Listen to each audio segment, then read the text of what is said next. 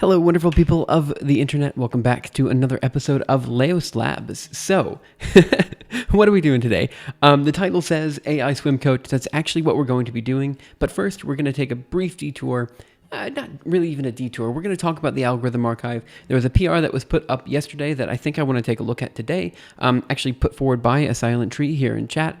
And there was another PR that we kind of looked at yesterday that I think is ready to be merged in. So, let's go ahead and, I guess, just hop into it. I mean, there's no reason to open up Zernal PP for now. GitHub.com. Down here. And let's go. So first, the algorithm archive. And let's go to pull requests. Right, so the first one, I think this is ready to be merged in. Let me just check the files changed. Oh no, that's mine. Sorry, that's not the one I was looking at. But maybe we do merge it in anyway. So for those of you guys who may not have been here yesterday, we did a small revamp to the convolutional theorem chapter in the algorithm archive, just so it produces a slightly different output. And that was something that we wanted to work on. Oh, by the way, a silent tree, Jeffter, Kashiba, hey, thanks for coming in. We're starting with algorithm archive PRs, and then we're going to move on to the AI Swim Coach in, I don't know, maybe 30 minutes or so. So give me some time to kind of get settled in here. I'm going to double check this guy. I think I can just go ahead and merge it in. And yeah, I think I will. So let's go ahead and review the changes here. Okay, wait. A couple things that we need to do. Let's go to the pull requests in here. This guy is adding the convolutional theorem in Python, but I don't believe much has to be changed here. So I think this is pretty good to go. So let's go ahead and take a look at the files changed. Yeah, so I think we can just go ahead and build it locally, and I don't think it's going to change too much. Let me look at line 45. Well, in fact, let's just see what happens. So we're going to go here. Small changes to the convolutional theorem chapter. Let's go ahead and merge this guy in using my administrative rights. Use confirm, squash, and merge. Done. So now what we're going to do is we're going to take a look at the Python code, make sure that's good to go. So conversation should be over here. Looks like all... Oh, but there's resolving conflicts that we have to do.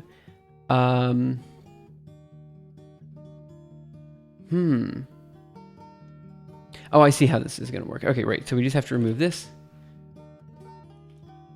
And that. Okay, I don't think there's anything else to change. I think we're good to go. Right? Am I missing something? I don't think so. So I think we're good to go. Let's go ahead and mark as resolved. Commit merge. Okay, great. So the next thing we need to do is pull it down locally and make sure it's working as intended. So we're going to cd into projects, algorithm archive, go over here, cd projects, algorithm archive, git branch, git checkout, master, git pull, upstream, master. Good to go. Should just be some small changes. Now let me go ahead and git branch -d and remove the pillar XYZ Python implementation and add the new one in there. Just so I'm just deleting the branch and creating a new clean branch. That's all I'm doing. Okay. So we're here. I think all of the changes. Yeah. So I think the next thing is just to grab the command line instructions, pull it locally, and make sure it's working as intended. Let's go over here, paste that. Now we're going to run it into the Python code. So cd contents, convolutions, pycode, sorry, and then Python, ls here, and now we're going to run, 1 second, I am in the wrong directory, ls here, cd one more directory, ls here, cd into convolutional theorem, and now we're going to cd into code and Python, ls here. And now if we do remove fft.dat and Python convolutional theorem.py, ls here, vi fft.dat, looks good to me. The next thing we need to do is run GNU plot and plot fft.dat. Looks great, perfect. I'm relatively happy with that. Seems like the code is running just fine. Let me check the algorithm archive book, and then after that's done, we can move on to the next PR. npm run serve. Okay, Also, I've been super thirsty recently, and I don't know what the deal is, but I've been super thirsty. I think because Spain is just like a more arid climate than either Okinawa or Alabama or Boston for that matter. I think I've just been drinking like an insane amount of water since I've come here.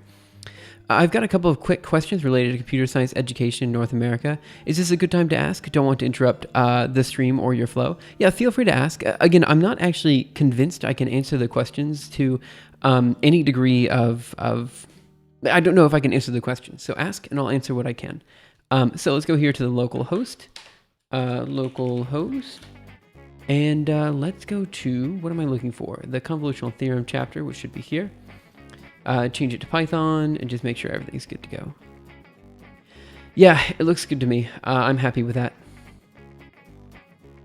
Yep, I'm happy with that. Good. So that means this pull request can also just be very quickly merged in. So files changed. I'm just looking very quickly at the code, but the code is super simple. I'm just going to go ahead and review changes, say I approve. This looks good.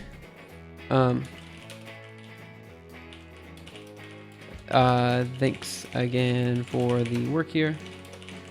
All right, and let's submit the review. And now I think we can just go ahead and squash and merge it in there. Yep, squash and merge, confirm, squash and merge. And there we go, done and done. So the next PR we're going to look at before going any further is this one right here. So I saw this one come up, I believe, either this morning or late last night, my time, and I decided, okay, let's just take a look at this on stream instead of looking at it, off the stream. So I believe this should be totally fine. So this is specifically for, okay, so for those of you guys who haven't been following and maybe haven't been here in a while, the algorithm archive is, obviously the algorithm archive is an archive of algorithms, and the attempt is, the hope is that we provide a very clean, detailed description of the algorithm along with implementations in various languages, right? The problem with providing various language implementations is that it's very difficult to test and tell whether those language implementations are actually good. So what we're trying to do here is essentially find a way to kind of standardize the human readable output. That's the stuff that's coming out to stdio, and also the data files and stuff like that. Swim coach UK, can it teach me how to swim from scratch? No, we'll get into that in just a second. So give me like maybe 15 more minutes to finish up the algorithm archive stuff. And then I think we'll go ahead and hop right into the swim coach. There's actually a lot to do there, so I'm not sure how far we're going to get, but I'm hoping we get pretty far. I guess before hopping into this PR, let me go ahead and see what these questions are. So 1, how much does location, proximity to Bay Area, NYC, and college brand value matter in the US for tech jobs? 2, I have admits for a master's degree from the US and Canada, and I want to choose Canada due to better immigration policies. In your opinion, am I losing out on industry exposure opportunities by choosing Canada instead of the US? So I'm going to be 100% honest here and say I don't actually have good answers for either of these questions. And that's because even though in some sense you could say that I've taught computer science classes, I've taught a lot of programming classes at OIST. I've been on that end of the computer science spectrum. I've never actually attempted to go into industry, right? So the truth is that, so I feel like the answer to that first question has changed over the last 2 years due to COVID. Right. So let me answer these to the best of my ability. But know that, you need to take the answers with a grain of salt. No matter what I say or do, know that I've always been very academically focused, not industry focused. So first, how much does location, and by that you mean proximity to the Bay Area or NYC, and college brand value matter in the US for tech jobs? From what I have seen, and from what I know, the school that you go to doesn't matter very much, but the projects you work on do matter a bit. So, if you do a lot of open source development, that can get you into like Julia computing, stuff like this. But ultimately, the easiest way to break into those sectors is to work in those sectors as an intern or something to get in there first. Essentially, if you have a good CV or resume, It doesn't really matter where you're from. It just matters the projects you've worked on. And I think, in general, I think that's really important. However, that said, I just said it doesn't matter where you're from. There's also like effects that I know. Like, for example, I worked at MIT, and I can tell you it's way easier to publish a paper at MIT than it is to publish a paper at Auburn or other universities I've been at. Just because MIT is a name that everyone knows, So there is going to be that as well. And, saying that you're an MIT graduated engineer will turn some heads. However, I do genuinely believe that a good project will turn more heads than getting a degree from like a really, high quality institution. Again, I've never been on the hiring end of industry. I've only been on the hiring end of academic, talks or whatever. So I really don't know how much it has to play there. But I will say, from what I believe, from what I've experienced, the place you go matters. It doesn't matter too much. So let's see. The second question is, you have a degree. You can either go to a master's degree in the U.S. or Canada, and you want to choose Canada. I would honestly choose Canada as well, specifically coming from another country. Canada just has, it's just way better quality of life and stuff like that. It also depends on, are you happy going to Canada? Then go there. No matter what I say, how do I put this? You could go to a really, really nice university in the US or really, really crappy university somewhere else. But if you feel that you will just get more done, you feel like you're going to be happier in that other place, go to the other place, as much as I know this might not be the best. I don't know how this actually plays in industry. I will say that, your own, life, your own work-life balance, your own, feeling of how you're going to like this place or not like this place, all that really does matter a lot. If you're unhappy to go to a place, don't go to that place is what I'm going to say there. Also depends on what you like, want out of the career. If you just want a nice salary and don't care about the tech, you can get a job at a bank doing basic SQL for amazing pay, but the tech stack is so boring. Yeah, I know a lot of people that do that, and actually I know a lot of people that actually very much like SQL. And I say SQL knowing very well that a lot of people actually call it SQL. I've always called it SQL. I did some of it when I was learning it in undergraduate just for fun on the side. Apparently, people coming from Windows usually call it SQL, and people coming from Linux usually call it SQL, just naturally when they're reading it. I don't know, that's just something I heard. I'm not sure if it's actually true or not. But anyway, my answers are, don't worry about where you go. Worry about what you're going to learn while you're there, which for the most part is going to be the same everywhere, and what projects you can work on, and whether you actually want to go to that place or not, what you feel like, what your gut tells you about those places. Okay, so back to the human readable output. I'm actually just going to just kind of download this really quick and make sure it's working as expected. So again, though, if anybody in chat, let me see how many people we have. We probably don't have. So we only have 15 people here, but this might be a good question to ask later if there is more people available, because they might have better advice than I do about this particular topic. So we'll just see how many people come in throughout the day. Sorry about that. Let me go ahead and pull this down and just run it really quick locally, and make sure it's good to go. Okay. So here I'm going to do cd back a couple directories, and then we're going to git checkout master, cd back one more directory, ls here, cd one more directory, into relay integration, ls here, and git pull upstream master. Okay, perfect. Now what I'm going to do is go ahead and pull it locally, just make sure the output looks nice. So let's do command line instructions, grab this guy in here, go down here, paste it there, perfect. And let's just run the Julia code really quick. Okay, so now we're going to cd into code, Julia, ls here, and we're going to run Julia verlay.jl. Just take a look at it. I think, if you want to, you can use a verifier to run the examples for you, so you don't have to look up on how to run all the languages again. Right, so I think what I was really just looking at was the output here, right? I think it's probably fine. I think it's actually nice in a way. Like we use these as like kind of new lines and stuff. So I don't think it's too cluttered. That's all I wanted to see. Like in action, is it particularly cluttered? And I don't think it is. I actually was not planning to go through each individual language. Maybe I should. But since it's all just like std out, like stdc out, print line, print f, all these functions, my assumption was that it kind of would work fine in all the different languages. However, I don't know, is this a new line in Lisp? Is that just what it is? Must be what it is, yeah. No, wait. Yeah, it must be what it is. Okay. So then let's see, what else do we have? Fortran. Yeah, that's how you have to do it in Fortran. By the way, thanks for putting this together. I realize like now it is a lot of work. You got the good old-fashioned Fortran owl in there. I love Fortran so much. It's just such a beautiful, like, sure, okay, it is definitely 100% like legacy in a way, but man, I like it. It's just one of those languages that just clicks with me. Okay, so let's see. Verlet.go seems fine. Everything else seems fine to me. I mean, yeah, I think everything else is fine. Okay.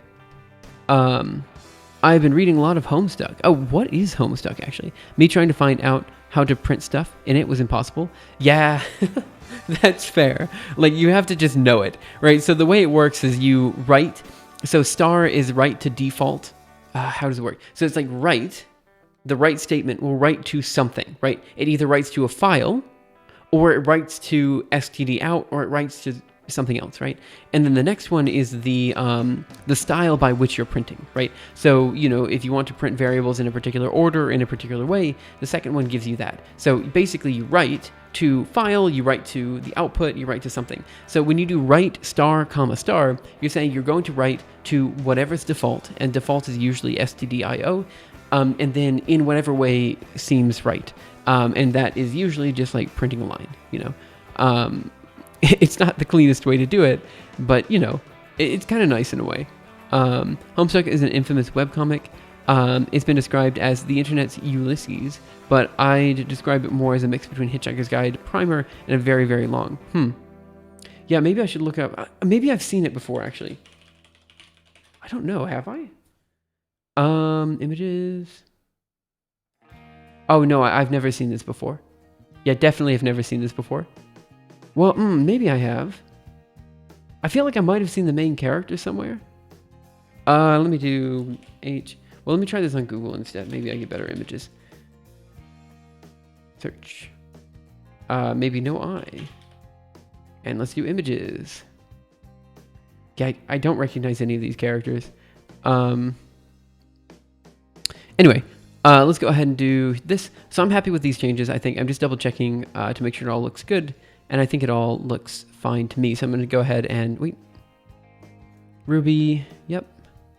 Relay.swift, great. I mean, honestly, thank you so much for doing this. This is like really quite nice. So I'm going to go ahead and approve this and say, I think this is a good step in the right direction. Now can probably add. Now we can start working other implementations. Is there something that needs to happen to make sure this works with the verifier? First, verifier? I think that's how you spell it. First, before working on other implementations. Okay. Let me go ahead and approve it. I already updated it. Oh, okay. In that case, let's go ahead and remove that line. Perfect. Amazing. Okay, let's go ahead and submit the review. And now I'm just going to go ahead and squash and merge this guy. Happy with that. Okay, good. So that was the first, I don't know, maybe 30 minutes or so of stream working on algorithm archive work. I know I said I'd do like an hour of algorithm archive work a day, but it's the weekend and I have some other plans for what I want to do with the rest of stream. So I might do more algorithm archive work as it comes up, but for now, I think I'm going to start moving on to the next task, which, as you can see from the title, is an AI swim coach. I'll talk about the reasoning behind this and all that kind of stuff in just a second. So let's go ahead and go here and get checkout master. All right, get poll upstream master. Perfect. All right. So I think we can go ahead and get started on the next bit here. Also, I mean, this is actually quite nice. Like changing all the code so it outputs correctly is not like a small feat. Like, it's actually, to do it quickly. I mean, good job. Like, that's all I want to say. Like, good job on this. I'm actually really excited to see where the verifier and stuff goes in the near future. Okay, so I'm going to Control C from here. And now we're going to do CD over here, CD as well. And let's just talk about what we've done with the AI swim coach before. So here we're going to do Zernal PP. Go here, I'll go there. Okay. So what is the plan here? We're going to start with a very simple discussion. Actually, I don't really know where to start here. So I'm going to start with the following. I'm fat. Like, over the past few months specifically, so when I left my parents' house and went up to Boston around this time last year, actually about a month ago this year, so 13 months ago, I was relatively light, but I wasn't very fit. And the reason for that was I didn't work out very much, and my parents always had people over, and due to the social anxiety of having people over all the time and the sheer workload I had at MIT, I was only eating like every other day. I genuinely was not healthy. I was not doing very well. So that led into the MIT era when I went back to Boston, where I was making ice cream all the time. I ended up realizing that the MIT job was unhealthy and blah, blah, blah, blah, blah. Anyway, the point is, I ended up just not working out as much as I should have. Not only because I was, eating too much ice cream and stuff like that. That's one reason why I got that. But the main reason I wasn't working out so much was because it was impossible to find a gym that was actually open during the COVID era. Like, in order to actually swim, which is my preferred method of working out, I had to actually sign up for the gym 2 days in advance. So, actually 3 days in advance, 72 hours before actually swimming. However, the form, in order to sign up for, 3 days in advance, would roll over at midnight every night. So I had to wake up at midnight to sign up for swimming 3 days in advance at 6 o'clock in the morning or whenever the pool would open. It was a huge mess. So at best, I was swimming every other day. I tried to go for runs regularly, but again, between MIT and so many other things, I just kind of lost track of everything.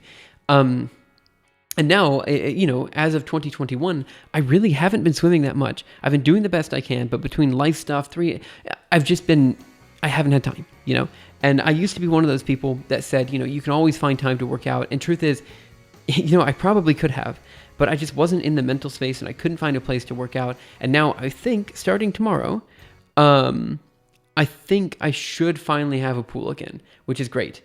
Because that's my ideal way to work out. And now when I say I'm fat, look, I'm a bit privileged in what I'm saying here and saying that I'm not technically fat. I'm just right at 80 kilograms is what I'm at. And 80 kilograms is like 175 pounds. That it's not like I'm like morbidly obese or anything. Like, I'm not trying to say that. I'm just saying that I am not as healthy as I want to be, and I want to fix that. Way back in the day, I used to be like super fast. Like, I actually had swimming times that were on par with the like Olympic trials and stuff like that. I'm not saying I was on par with Olympians. I was on par with the swimmers who could get into the swim meet to compete for the Olympics, right? So I was very far from being an Olympian, but I'm saying that, I was quite fast back then. And I want to kind of get back to that stage. So what are we going to do? The AI Swim Coach initiative here is basically a way for us to create swimming workouts on the fly with some sort of AI. It's probably going to be a heuristic. It's probably not going to be anything fancy, but here's kind of what I'm thinking. So one, I want to basically create workouts. Let me go ahead and do this in text mode because you're just not going to be able to read that. So one, I want to be able to create swim workouts. Okay, so I've already created a language from which we can work on this with. It was just called Swim. I probably could have called it something else, but that's what I called it for now. And one big note here is that this is not going to help with technique.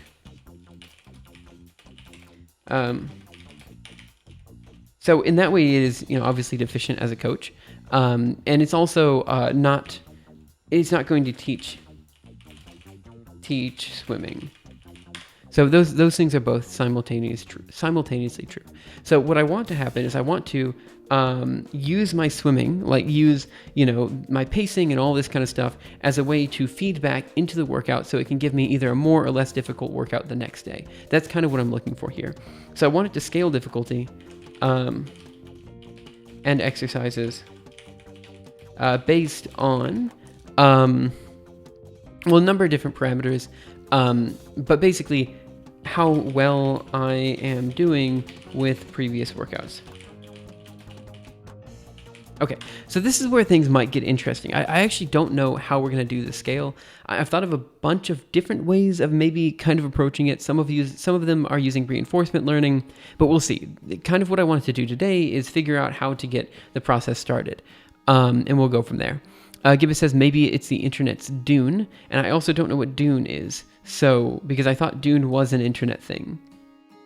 Is it a book? Is it a game? I don't know. That's what I really have no idea. Okay. So this is kind of the scope.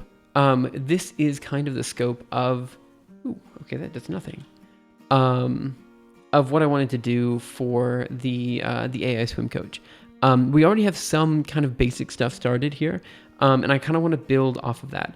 Also, guys, I'm going to be back. Give me just 1 minute, and then we'll go ahead and keep working on this. How don't you know what Dune is? I don't think...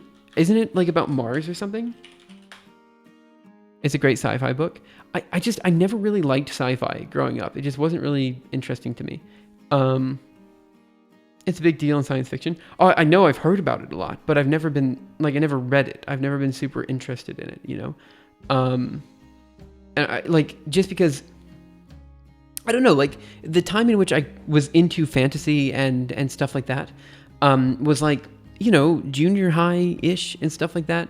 And I tried getting into sci-fi, but I hated science so much at that time because it was all taught as... Okay, the truth is I just don't like sci-fi. I don't like Star Wars. I don't like Star Trek. I just don't like this type of stuff. It's not to explain, but it's one with the sandworms.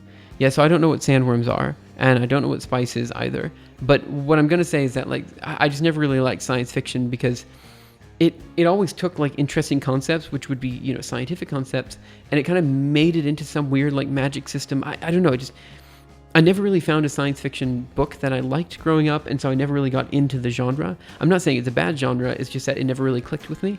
Again, I used to really like fantasy. I really liked The Wheel of Time by Robert Jordan. But when I was reading those books, I kind of found that I could just read textbooks instead.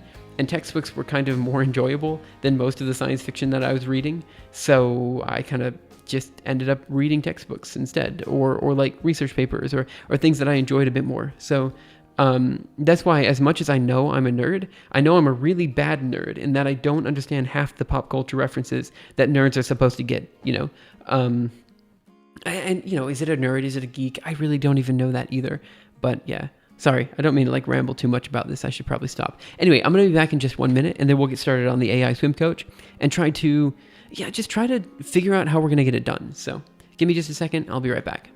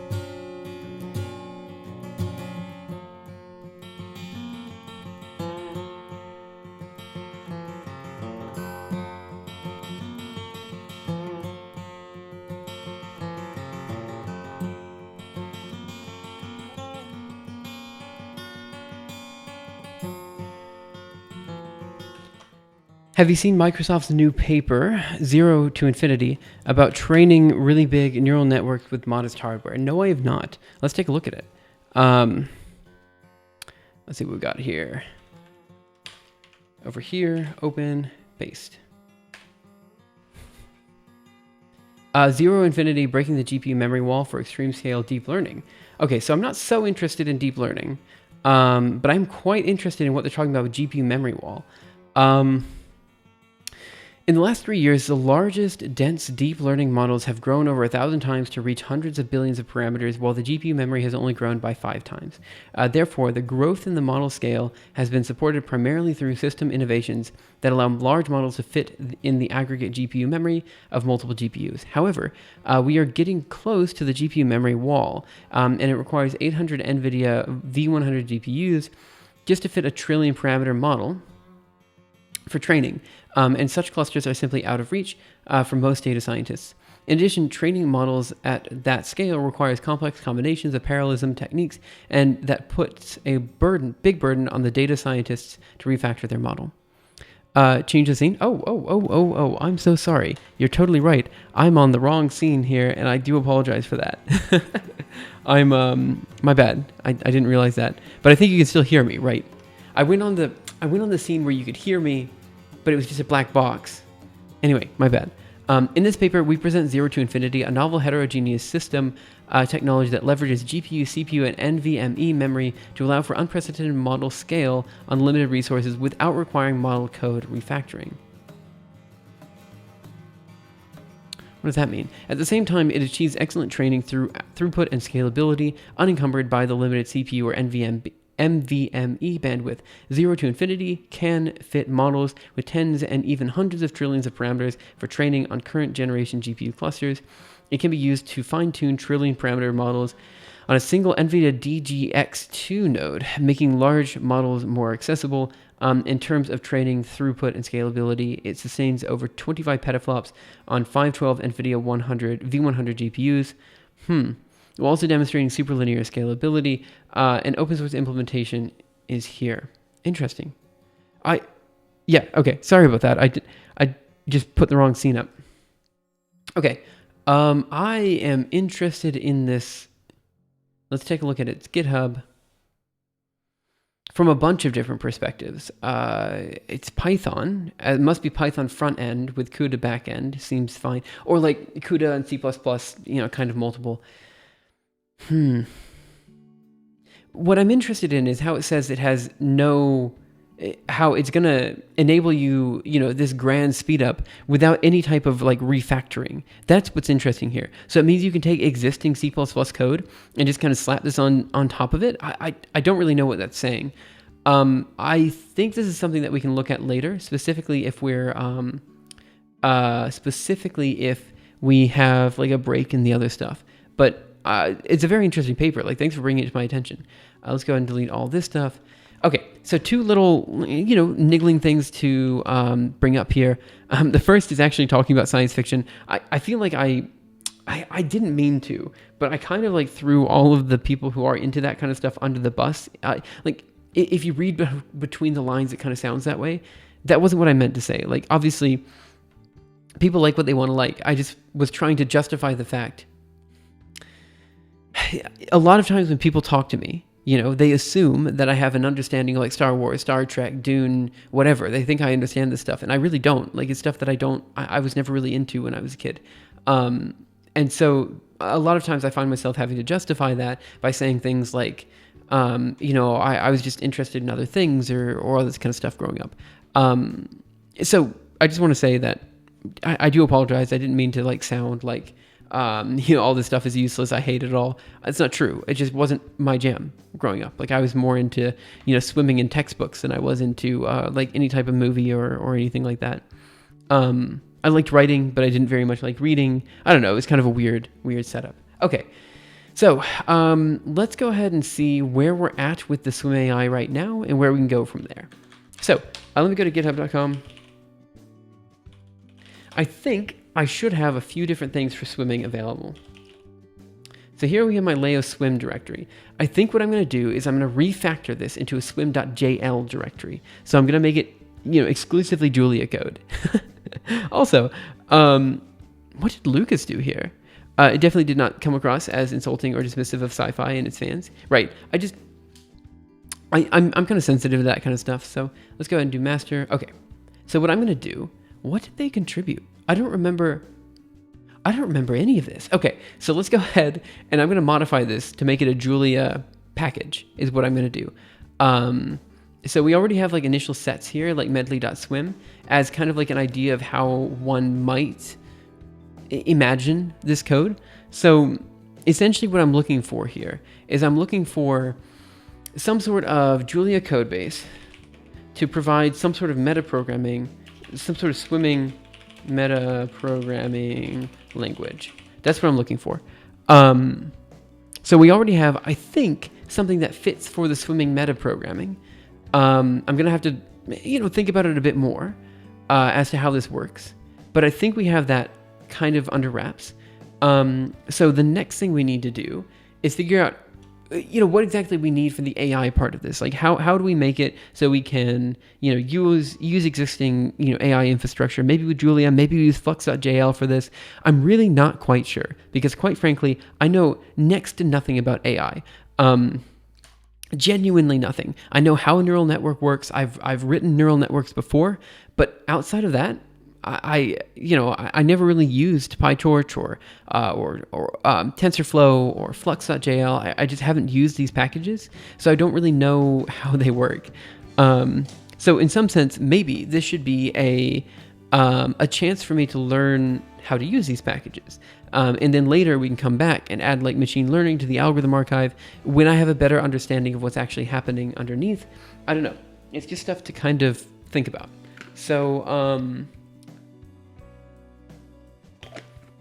I think since we already have the swimming metaprogramming language, I call it a metaprogramming language. I really don't know what to call it. Let me kind of read through this and see if I'm still okay with the design decisions I made in this language. Okay, you can already tell that it's a bit Julia-esque just from the like commenting style and all this kind of stuff. So I'm going to read through this, and this is like a general set that I might do for Medley swimming. So my assumption is that a lot of people here don't know very much about, different strokes and swimming and all that kind of stuff. But essentially there are 4 strokes that you can swim. There's butterfly, backstroke, breaststroke, and freestyle. Now, there's also technically side stroke and elementary backstroke and all these other things. But, these aren't really tested in any way, shape, or form. Like, you're not going to go into a competition and do elementary backstroke. You're not going to go into a competition and do side stroke. So we only really care about these 4 strokes. So the first is going to be butterfly. The next is going to be breaststroke. Backstroke. Then the third is going to be breaststroke. And the last is going to be freestyle. Okay. It's important to note that all 4 of these strokes have radically different times for, let's just say, for a 50. So for a 50 meter... Oh, I don't know. I actually don't know meters so well. So maybe for a 50-yard butterfly. By the way, the Lone Ranger, thank you so much for following. Really appreciate it. So we'll say for a 100-meter butterfly. Okay. Actually, let's think about this really quick. Techless 14, I didn't even know elementary backstroke existed. Elementary backstroke is breaststroke on your back. Side stroke is breaststroke on your side, kind of. There's some other things that, you might want to think, like egg beater kick, for example, is a very common way for you to tread water. It's used a lot in water polo, stuff like that. Yeah. I used to be a swim instructor, not necessarily a swim coach, but I definitely taught a lot of people how to swim these strokes.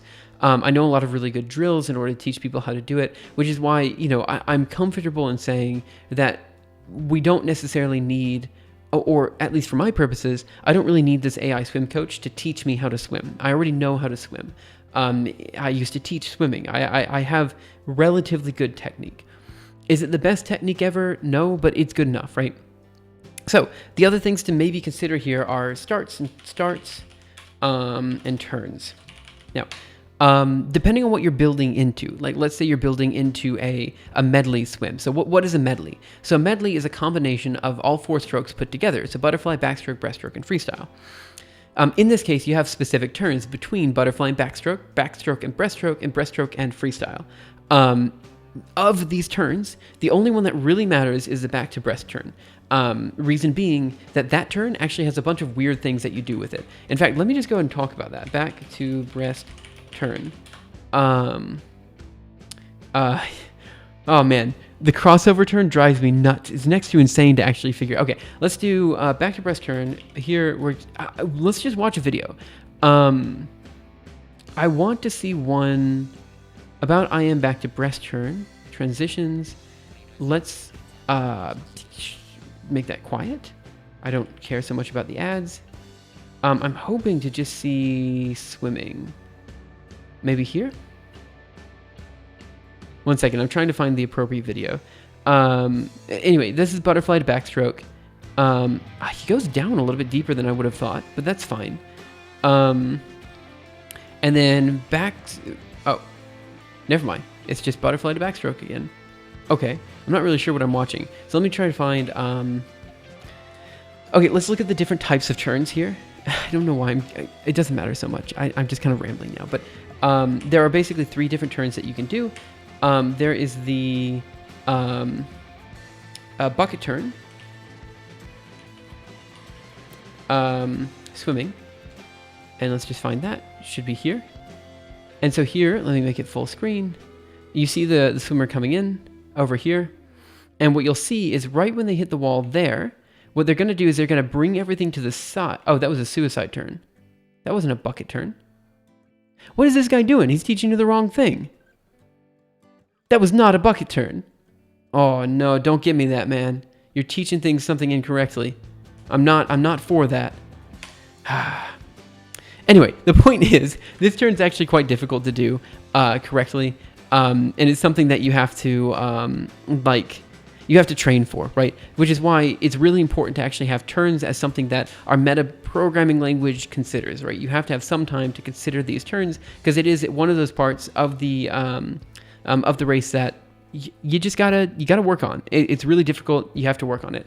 And the other part, that goes along with the turns are the starts. Now, the reason this is important to consider specifically differently is that some pools don't necessarily have swimming blocks available for you to dive in. So sometimes you might not be able to practice the starts.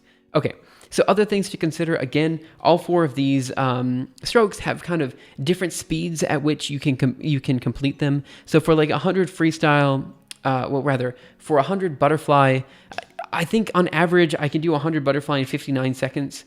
This is 100 yards, not meters. So the difference between yards and meters is about 10%.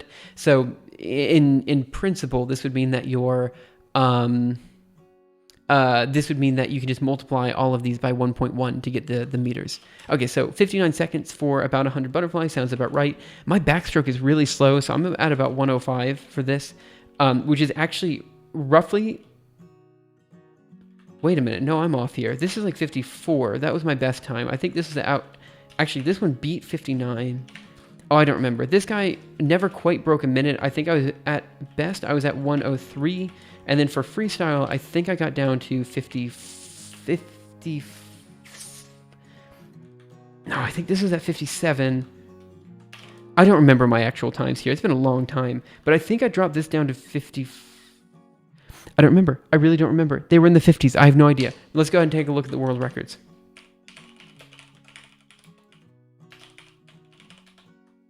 Okay. Let's do world records in swimming.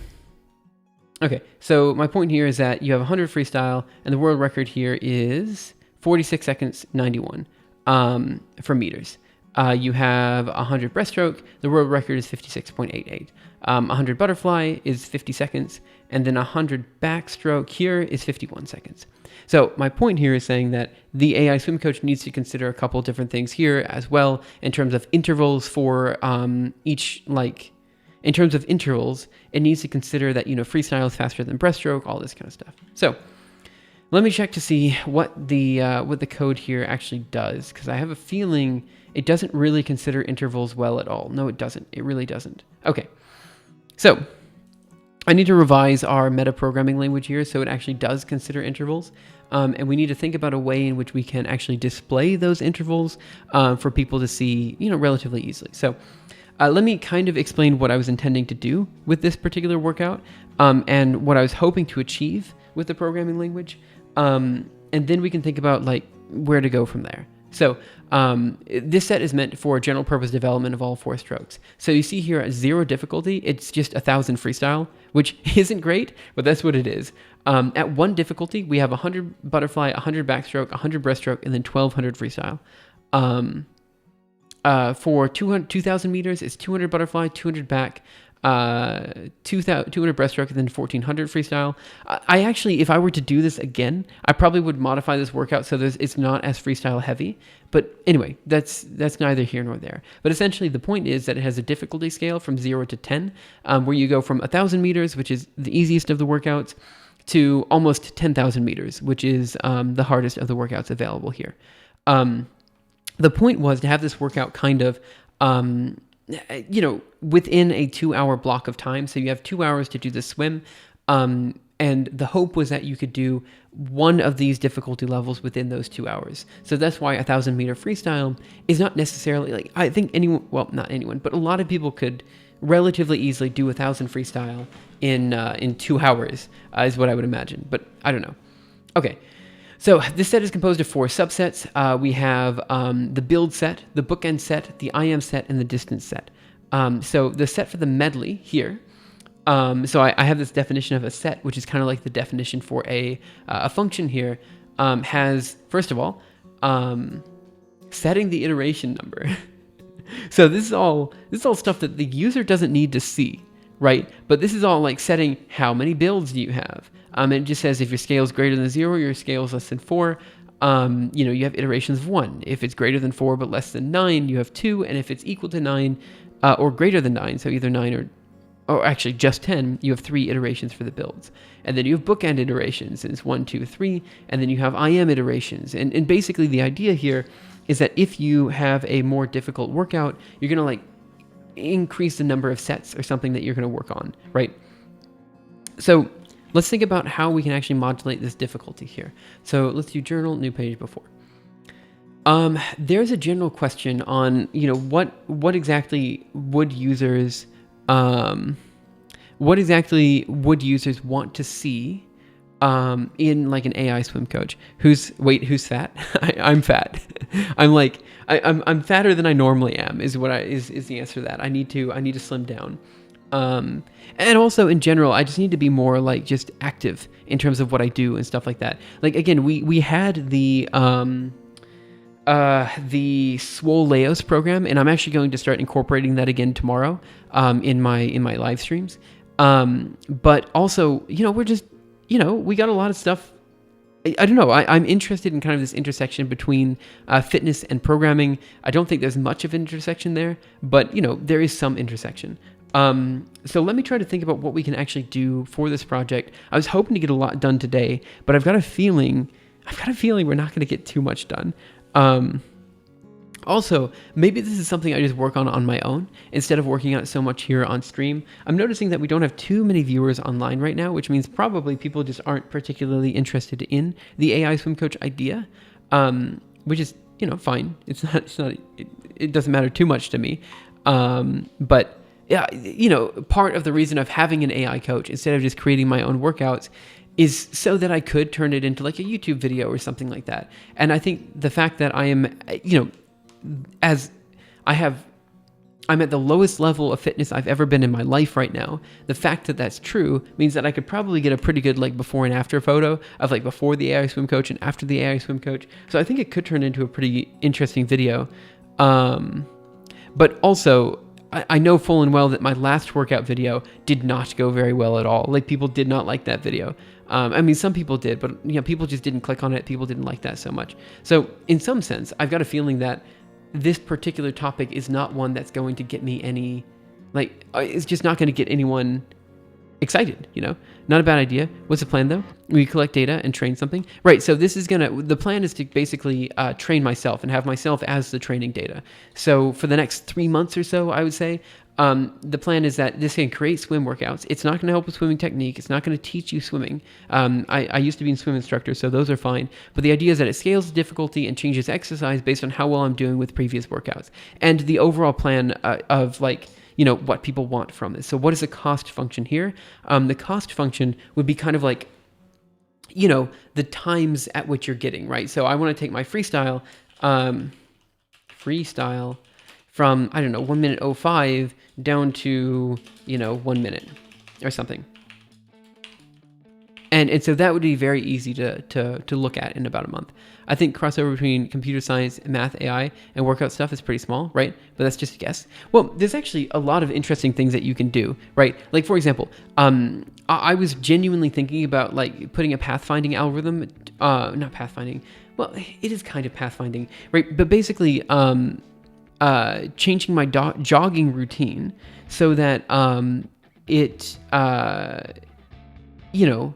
finding the optimal path to jog in the morning would be one of those things that would work pretty well between fitness and computer science and stuff like that. Because, ordinarily you'd think, this is a pretty simple problem. There's no, why would you even consider this?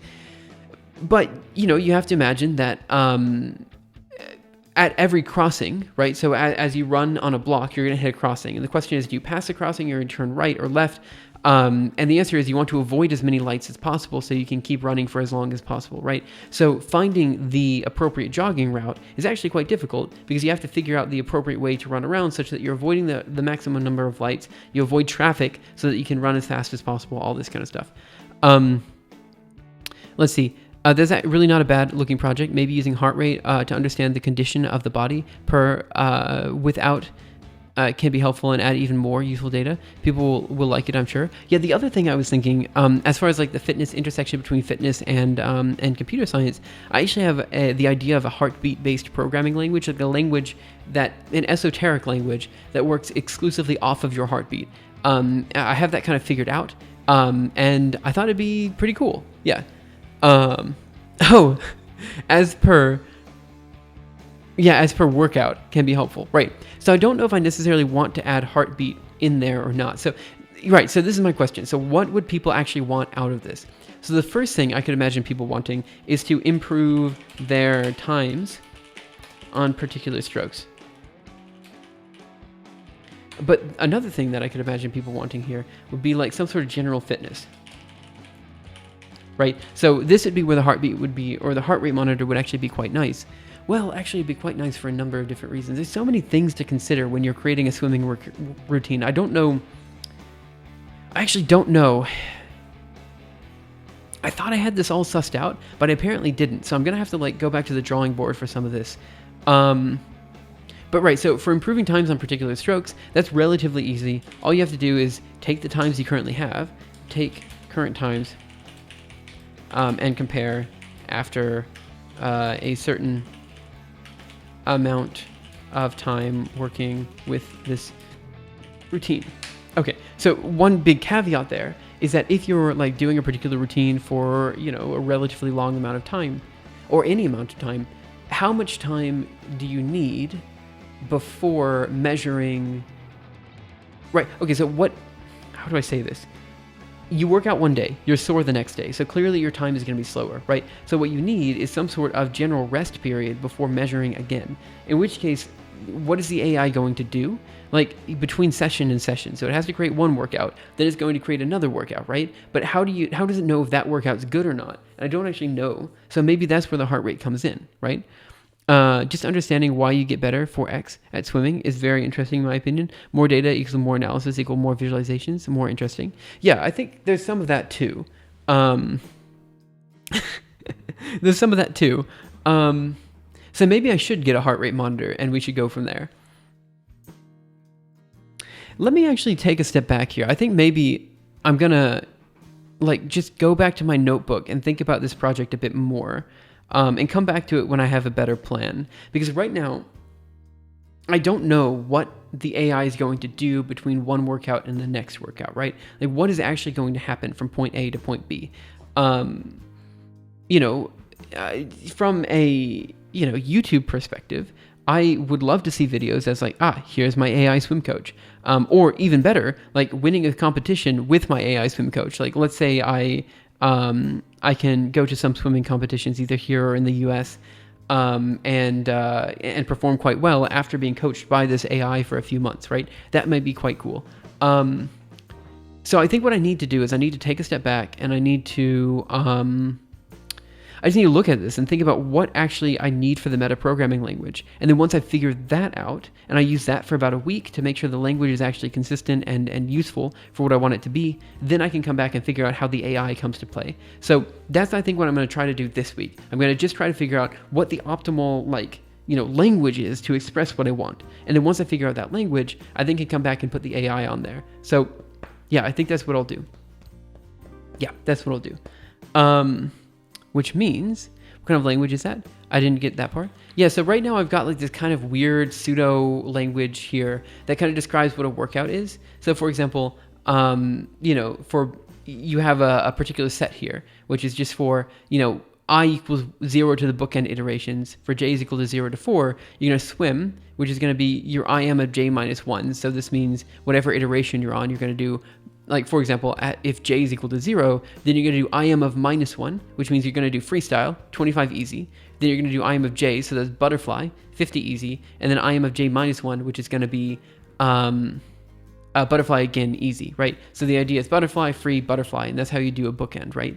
And then for the IM iterations, it's like, well, you just do IM of j, and kind of this thing. So kind of thinking about it as a loop structure or something like that allows for you to express it in like a typical programming way. But I don't think that's the ideal way for users to interact with it. They probably want to see more of a just like do this, do this, do this. So instead of the user seeing IM of j, see, that's the thing. Like, I don't know how to express that without IM of j minus 1, IM of j minus 1. Like, that's a difficult thing to express without this kind of abstraction. This should be hard. I don't know why it says easy. But also, like, what does easy mean? What does hard mean? This can be very easily, like, understood with a heart rate monitor, but it's not super easily understood without that. The other thing, too, that this doesn't consider is the interval, right? Like, this should be done on, I don't know, a minute 30 or something like that, let's say. That's not expressed anywhere, right? So we have to kind of figure that out. So as far as like feedback's concerned, not only can we take the current times and stuff like that, but the feedback that this can get back. So let's see, general feedback. So what's the feedback that this guy can get? The first is going to be, we could say heart rate, for example. That's a good one.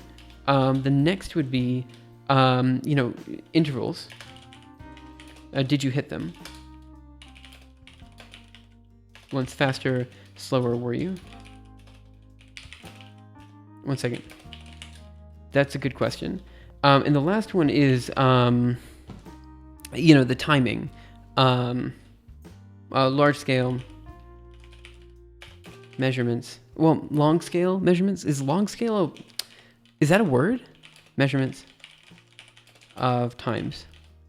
Honestly, a very interesting part of this might just be getting the data. Times and heart rate might be enough at first, but general meta language like the one you're talking about might be even more valuable than an AI coach long term. Long term is probably what I'm looking for. Long term, definitely. Okay. Long-term measurements of times and stuff like that. Yeah, let me think what else there could be here.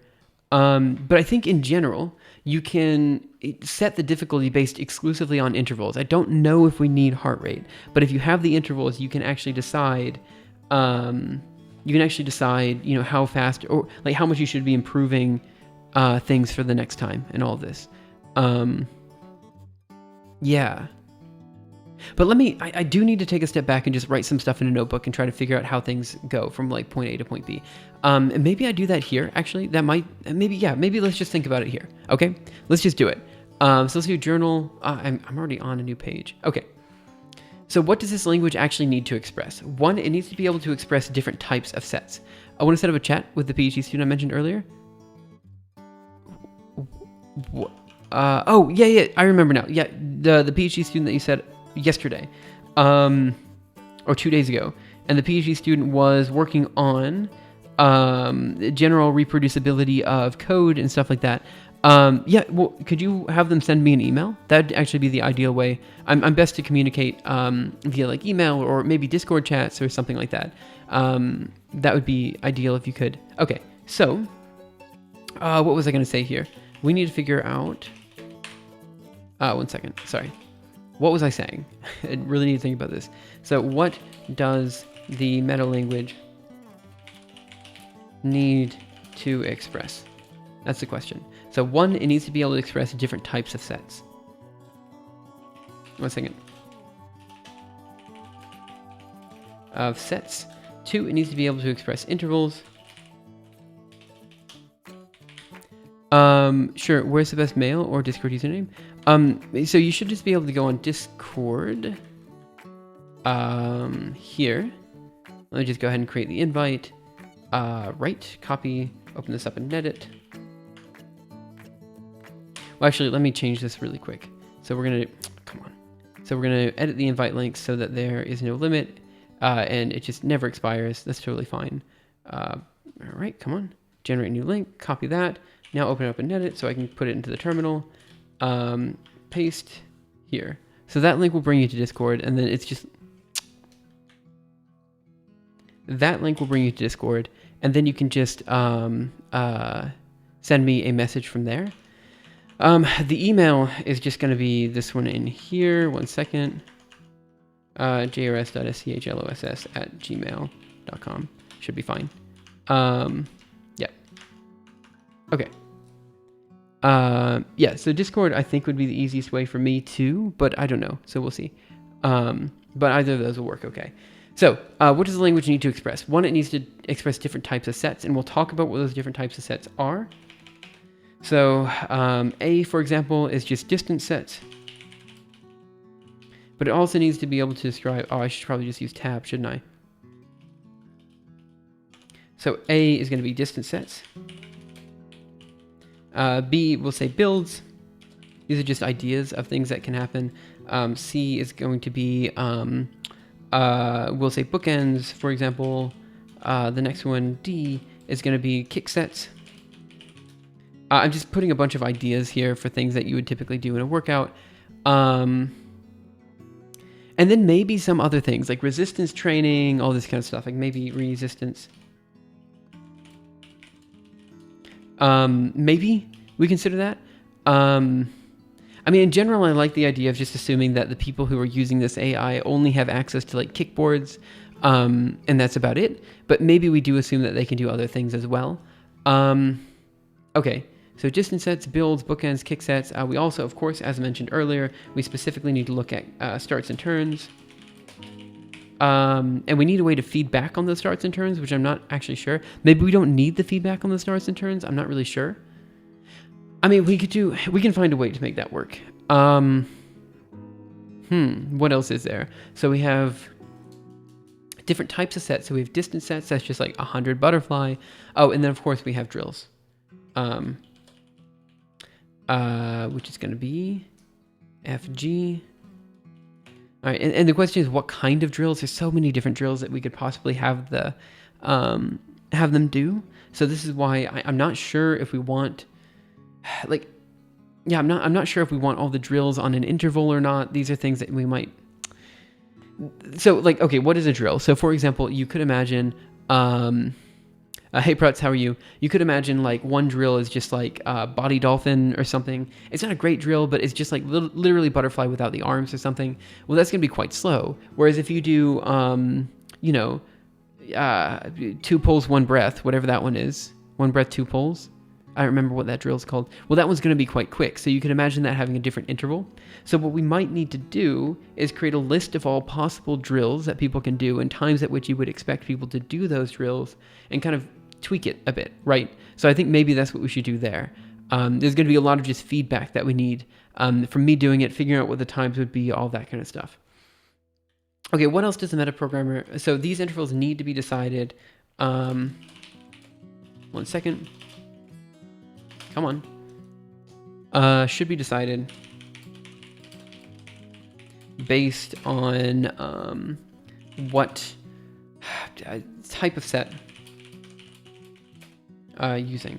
So again, if we're using a distance set, we should have, something. Anyway, if we have a distance set, it should be a particular time that we can probably like kind of guesstimate based on like world record times or something, because those are basically events that you'd see in the pool. But if it's like a build or a bookend or a kick set, these are all things that need different, a different type of interval, right? But should definitely still be on an interval. Okay, is this the algorithm archive? We actually did the algorithm archive stuff already for today. Right now we're working on an AI swim coach and kind of thinking about what we need for the meta language, which will be the swimming language that we use. So I think what I'm going to do today is try to define what the meta language is that we're doing. See you, Silent Tree. Thanks for coming in. Sorry we ended up like not spending too much time on the algorithm archive, but definitely thank you so much for all the help there. Like I said before, I'm definitely going to be doing, a few PRs a day, at the start, maybe the middle of stream. We'll see how it goes. But yeah, it's super helpful. All this stuff with the verifier is like really, really quite helpful.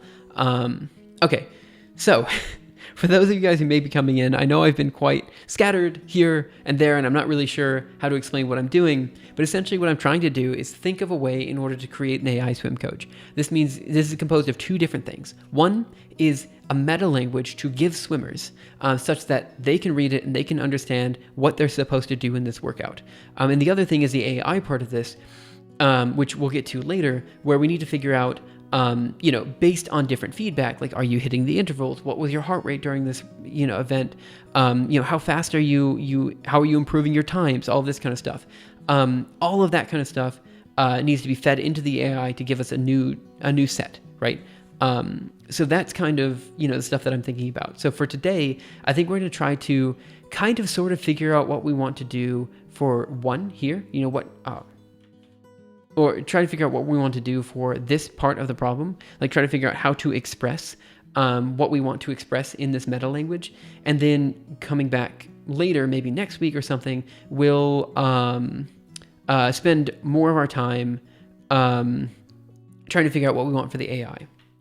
I should really eventually get to yours. Weekends are normally my time for math videos. I should really eventually get to yours. I mean, it's up to you. I mean, to be fair, here, let me just go to my YouTube channel here. And let's go there. Maybe I can just go to, what is this? I haven't been on YouTube in a very long time, and I have no idea what I'm looking at. This seems to have changed.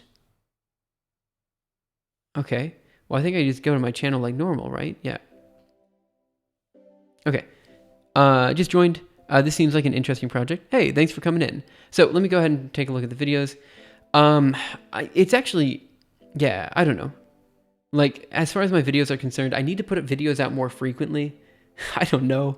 Like, I don't know what to do with the videos, if I'm being totally and completely honest. Because, like, I'm not really one that watches YouTube so much. I watch Twitch a good bit, but I don't watch YouTube too much. And I find myself,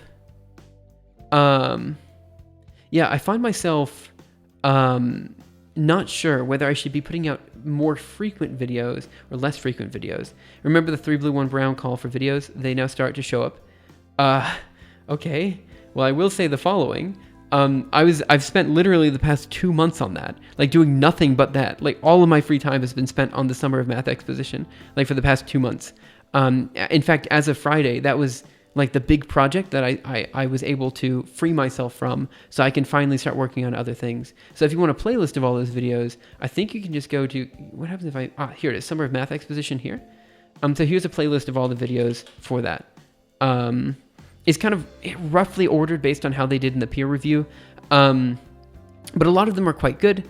And a lot of them are, they're still good, but not quite as good as the other ones, But yeah, I definitely recommend them. They're quite nice.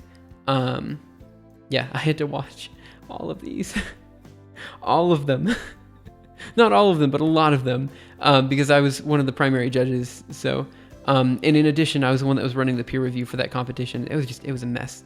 But it's done and I'm happy with it. Okay. So that's all I was going to say in terms of the YouTube content. I want it to be that each of the videos that I put out from now on is genuinely new. But I'm not entirely sure. I mean, like, I can do this one of two ways. One, I want to show people what it's like to do research, right? So the question is, does that mean I do like daily videos and I put videos out like super frequently and I'm like, here's what I did today, here's what I did today, here's what we did today? Or does it mean we just put out big videos, like one big video of the world's fastest fractal generator, an AI swim coach, a 4D galaxy simulation, a fractally compressed video where every frame in the video is a fractal, like all this kind of stuff, right? So do I do the big ones or do I do the small ones as well? I'm not really sure. But right now I'm just going to go for the big ones. And if later I feel like I should also show the small ones, I don't know, we'll go there as well. Okay, let's keep going. So what else besides the intervals and the different types of sets does this language actually need to represent? The answer is that it needs to also represent, there's something else that was on the tip of my tongue and I forgot what it was. Let me get a quick sip of water, then maybe I'll remember.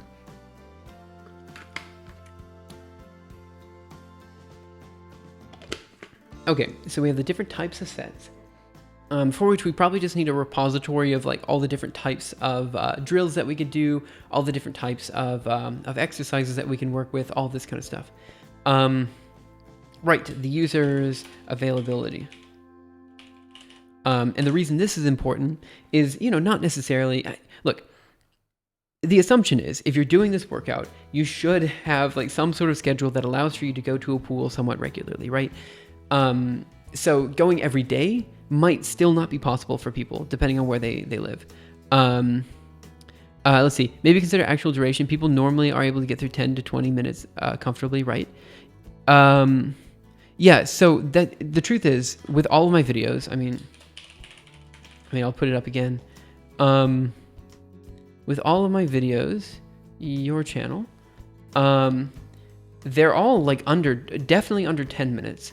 And most of them, I try to keep most of them under 5 minutes because quite frankly, I don't have an attention span longer than that. So I don't make videos longer than that, right? I think the longest video I have is 8 minutes maybe? No, 10 minutes here talking about the problem with research software engineering. But I don't think I have one longer than that. Yeah, I think that's as long as I got. Let me see. Yeah, I think so. I spent a lot of time like cutting down the script to make it as short as possible, which isn't necessarily great because people on YouTube want the longer videos. They want the 20 or 30 minute videos, right? Like that's what they expect and what they upvote, what they whatever.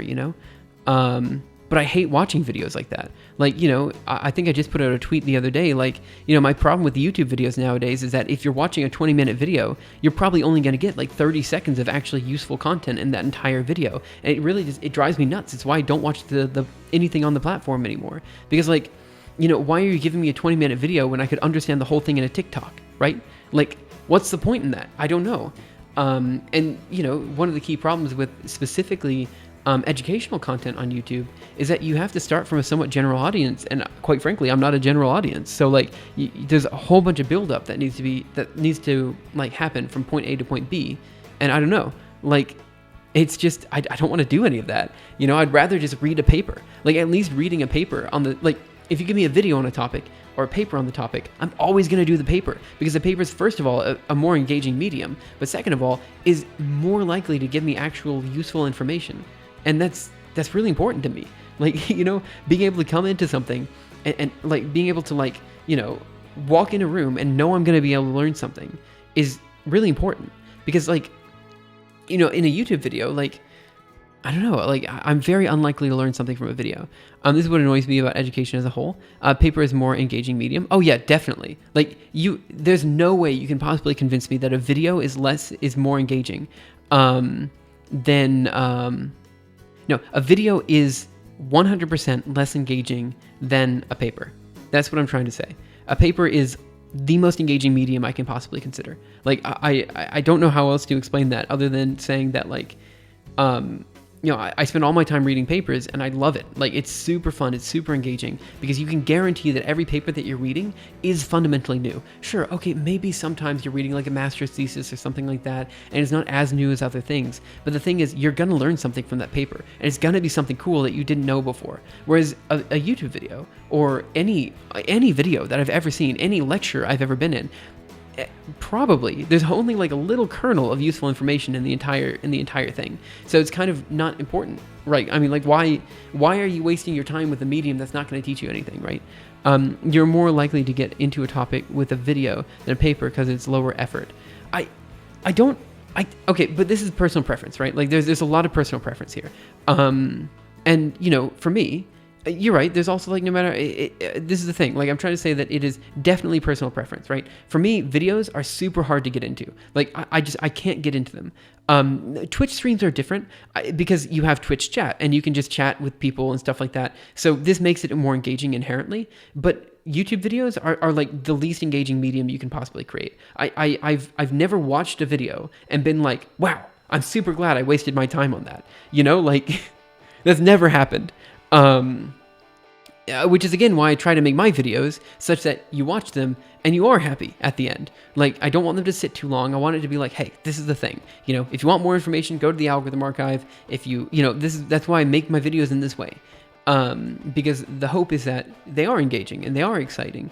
But maybe I don't hit that mark either. In fact, I'm almost certain I don't, because, like, look at the views here. Only 5,000, 7,000. Like, people obviously don't like this style of content, which is why I've been considering making, maybe longer form videos that are over 10 minutes. And I just don't like that either, because I just won't watch those videos, right? You just need to clickbait more? Yeah, maybe. I don't know. I mean, maybe. A lot of people mentioned that as well, that my videos are not particularly clicky, which is something that we could talk about.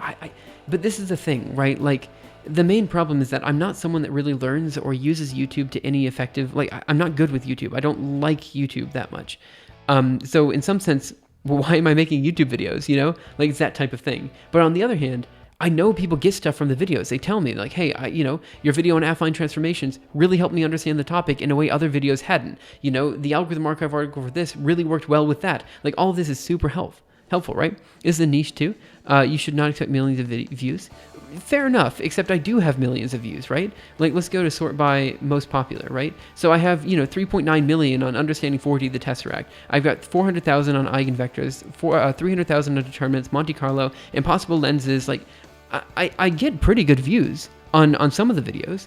But it's just, some of the other videos I don't. And so the ones that I put out recently have not been particularly well viewed, which says to me, not that the model doesn't work, that the model does work, but it doesn't keep people engaged for a long period of time. It means that people have already forgotten about my channel by the time I put out a new video, which is really unfortunate. And it's because it takes me a month or two to make the next video. And the reason it takes me a month or two to make the next video is because I'm spending so long condensing the script. If I would have just, like, well, not just that. I've spent so long learning the material and making it interesting and creating the animations and creating the algorithm archive article and all of this kind of stuff that goes into a video, right? There's so many things that are not the video. So, yeah, I don't know. I just don't really know where to go with that. Anyway, that's my YouTube rant for today. Let's stop bike shedding about that and talk about other things. It's because of your Monte Carlo video that I learned to teach other people how to think about pi in a different way. Oh, yeah, that's super cool. I'm happy to hear that. But yeah, it's stuff like that that lets me know that at least some of these videos are hitting some people in the right way. Like, that to me says that even if I'm not someone that can really learn from videos, the fact that I'm making videos that are short, intuitive, and to the point help other people to learn, right?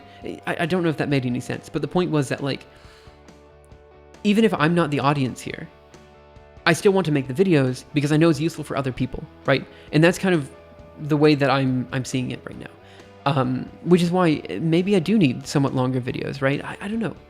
I was talking to Grant about this the other day, and he was like, maybe you should change your video style so that you're meeting people where they are with the content on YouTube. That is to say, like, you make videos for people like you, as I always say people like me, who can't stand longer videos, but maybe just make the longer videos because that's what people on YouTube expect. I don't know. It's a long discussion that I don't really have a proper answer to. I have no idea. Let me check something out, a notification. Oh, okay, never mind. It's not that important. Anyway, that's what I have to say about that. I'm gonna be right back again for another minute, and then I'll go from there. Video titles, which are literally just topic names, get less views.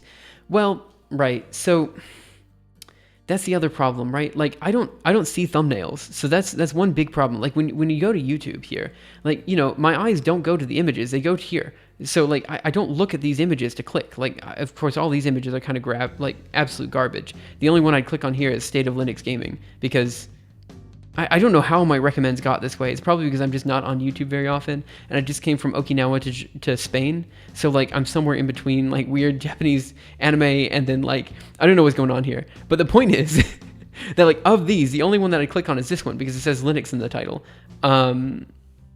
Right? Like I mean, it's not like I care about who's on the thumbnails, right? Like the thumbnails don't matter.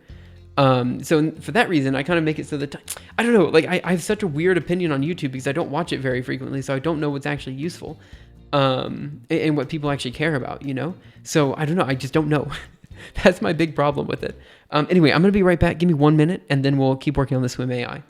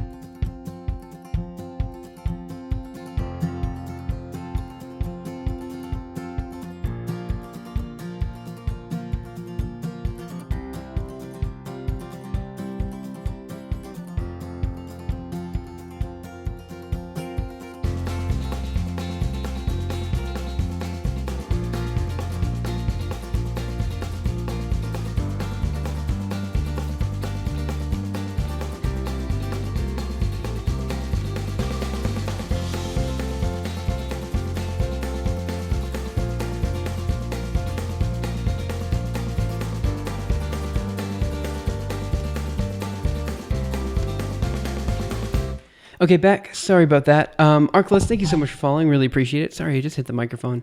Give me 1 second. And I should be live again. I'm going to make one final comment on YouTube before going back to the Swim AI, which is just to clarify a few statements that I just made.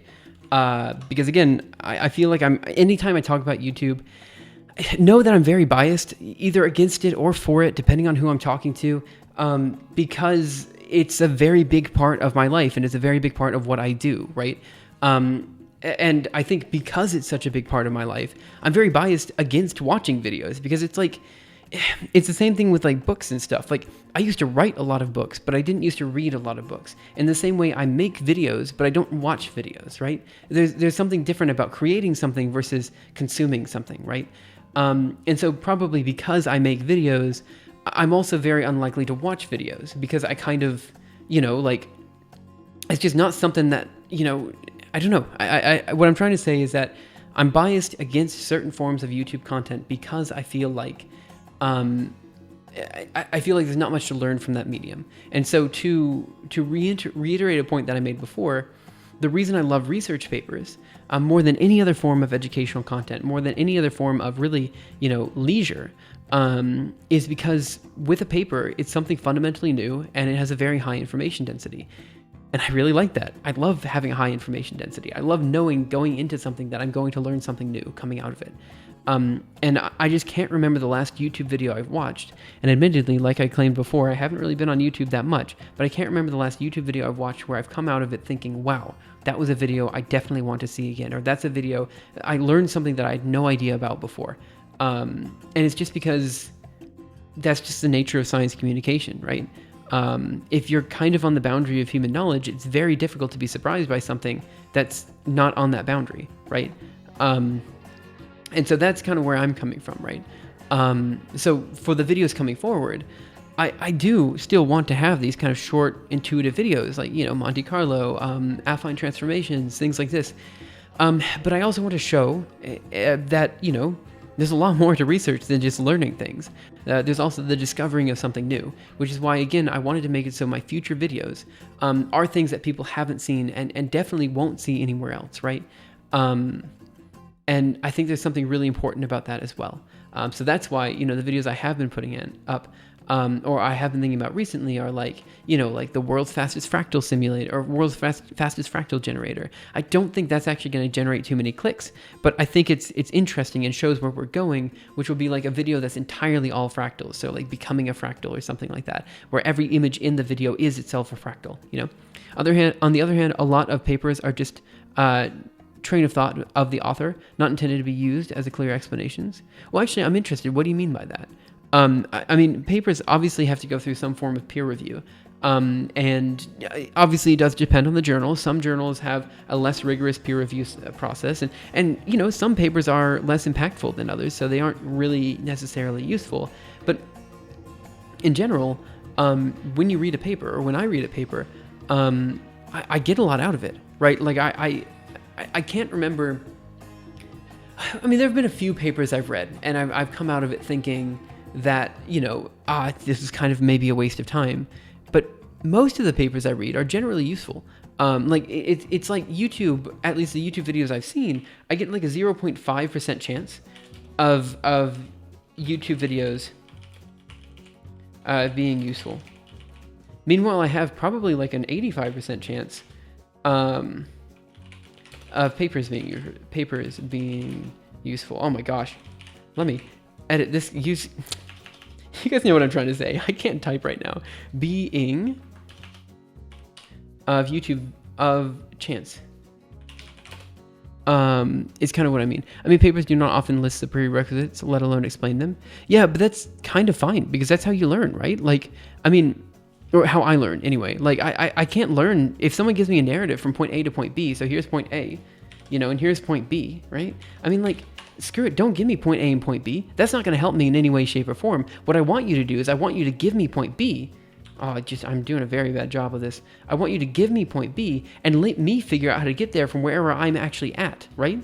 Because, like, in a lecture, there's always some clear narrative to go from point A to point B that goes something like this, which never works. Never once have I sat in a lecture and been able to follow what the lecturer has to say. There's always some bit here where all of a sudden they make a leap in logic and it's like, I have no idea where you're at now, man. And I have to think about it, and then I have to go back home and basically from the lecture write down a list of keywords that I then Google later. I don't know, like, I don't know why we settled on this idea of having some person explain in front of like a class. I think it's a very dumb idea. Applied Science makes some really great videos, although maybe not on the absolute cusp, but often very relevant info. Yeah, so I know I'm being very biased here, and I'm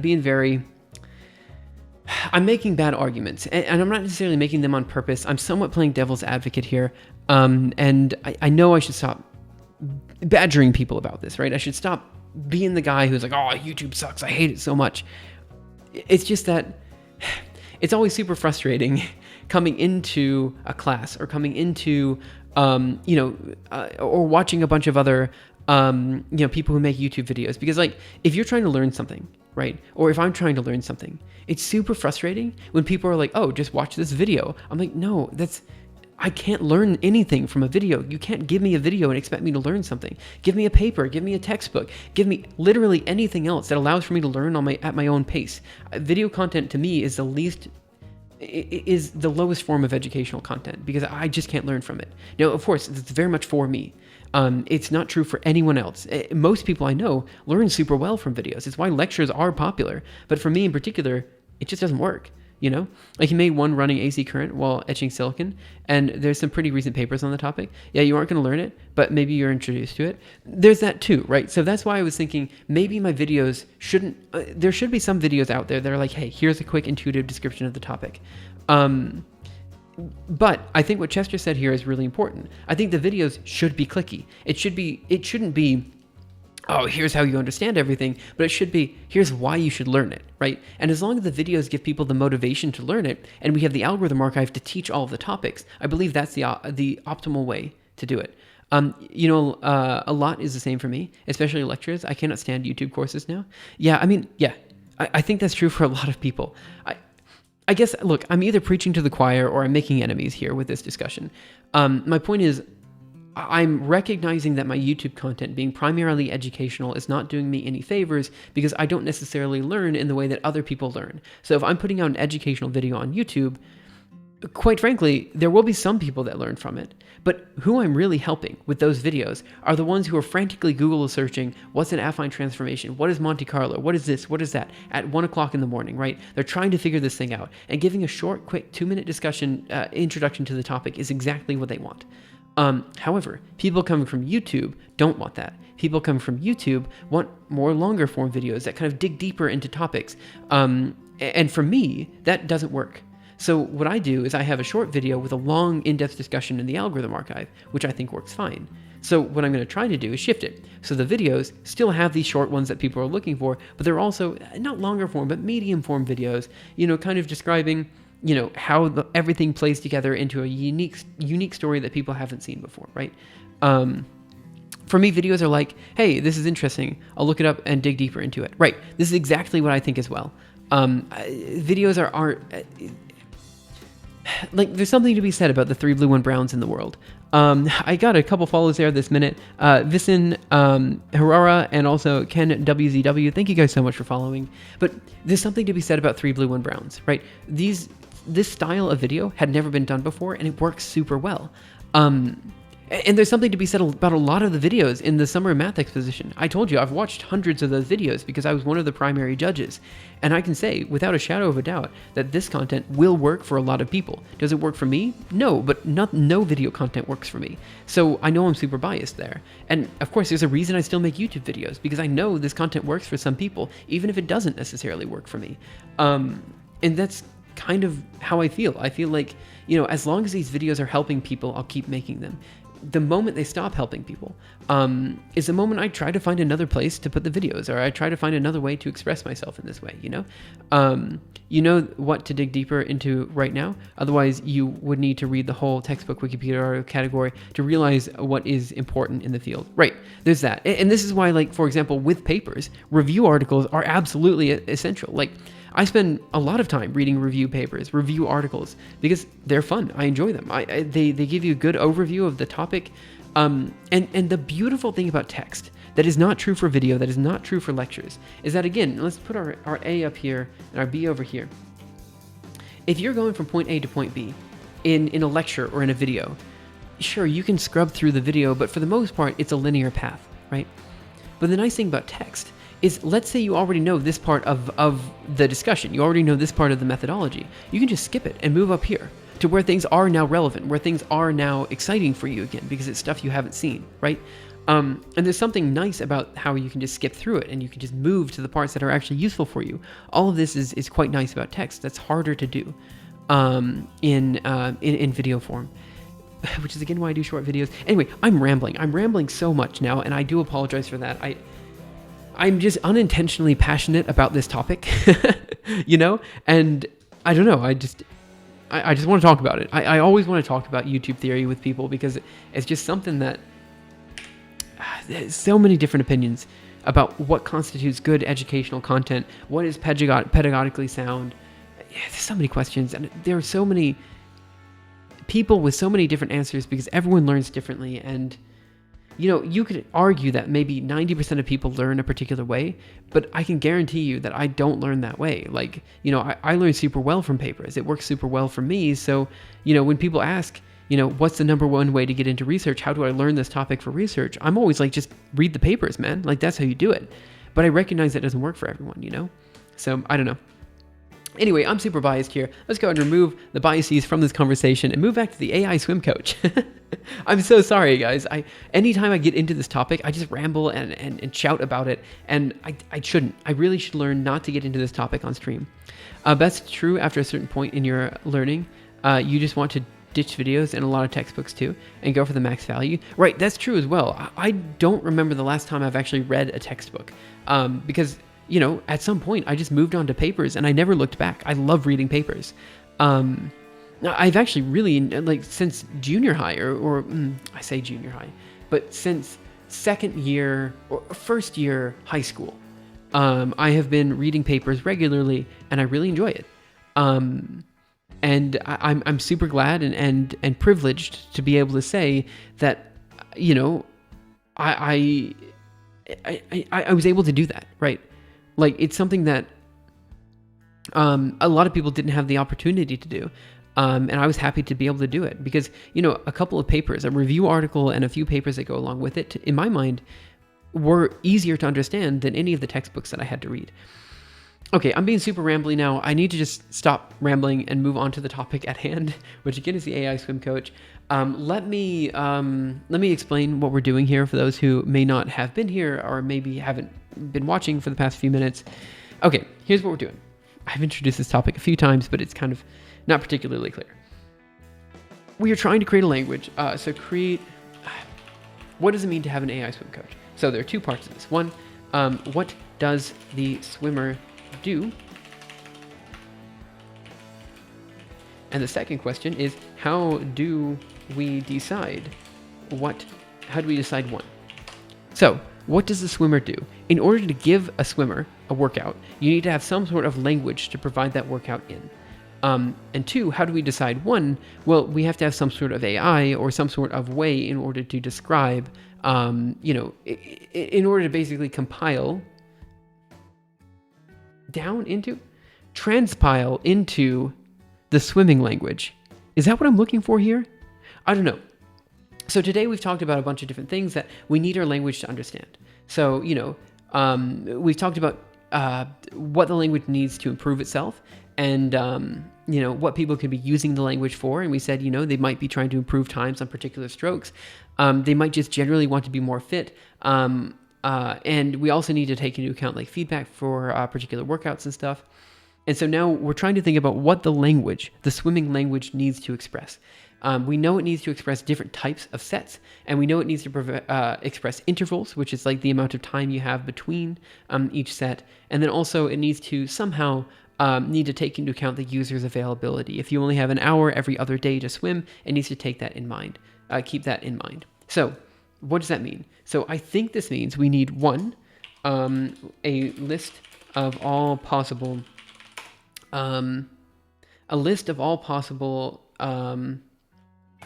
one second, I need to think here. A list of all possible, we'll say sets.